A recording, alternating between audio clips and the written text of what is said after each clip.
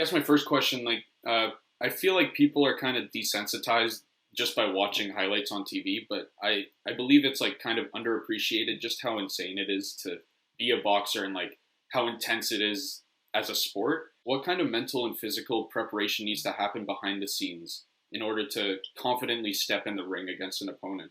You're mad. You're mad. You're happy. You're fun. But you're mad. You understand what I'm saying? You're mad because you've gone through training camp, and going through training camp, you got to lose weight. Like, you know what I'm saying? I walk around 200 pounds.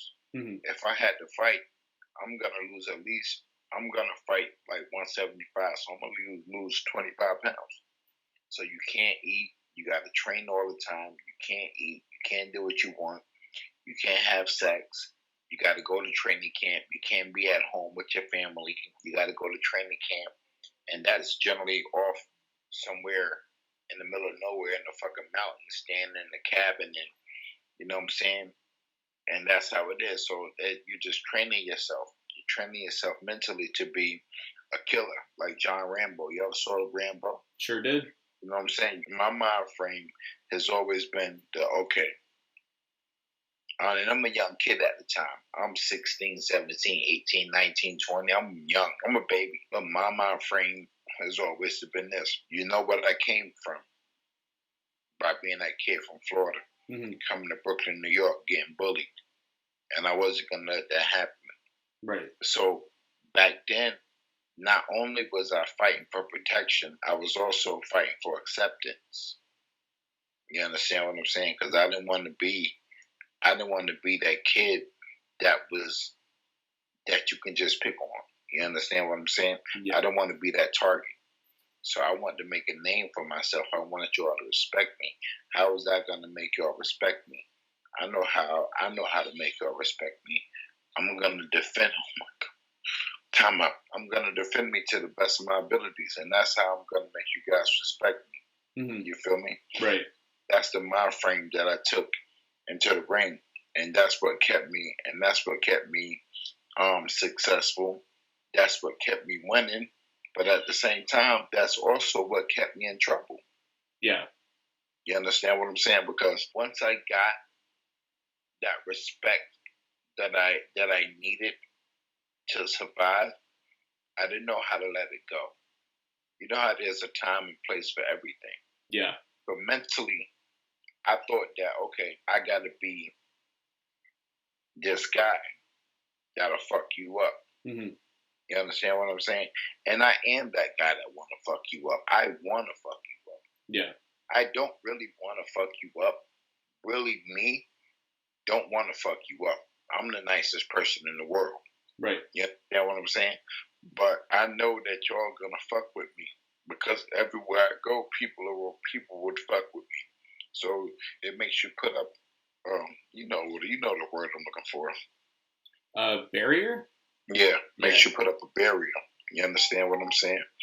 So now you got this barrier up, and it's not because you are vicious per se. It's because you're afraid. Mm-hmm. You understand what I'm saying? You're afraid. So now you're struggling with yourself because you can't be yourself. Right. And that's the worst thing in the world. I remember one time I was a little kid, right? My mom, like when I left Florida, came to New York, I came with just my dad. It was just me and my dad. My mom and my sisters stayed in Florida, right? My mom sent me a big box of G.I. Joes, action figures. You remember those? Yeah. Probably about 10 of them. And I was so excited. I said, yeah. So naturally, I wanted to make friends. So what I did was I went to the park and I took my G.I. Joes and I started playing with the other kids. The other kids were, oh yeah, cool. So we all started playing with the Joes. I'm like, yeah, I did it. I made some friends. One by one, they stole my G.I. Joes. Oh. They would take them and run off one by one. They was each other's friend, but it wasn't my friend. And they used my heart and my want for friendship. They used that against me. You understand what I'm saying? They used my love for them against me, or the love that I wanted to have for them. Yeah. They used it against me, and they stole from me. even though we're little kids, you know what I'm saying? To this day, fucking 30 years later, I still don't fuck with them. I see some of them sometimes. I still don't fuck with them. Yeah, that's like why. I still, even though we was little kids, 8, 9, 10, yeah, I get it. I still don't fuck with you because you hurt my feelings and you put me in a position where I felt like I was never gonna have friends. I was never gonna be cool because when I tried to extend my love to you and we play with the toys, you stole my toys. Mm-hmm. You know, I can't forget that. I'm not a bitch. I'm not a bitch. You know what I'm saying? A bitch will forget it and move on.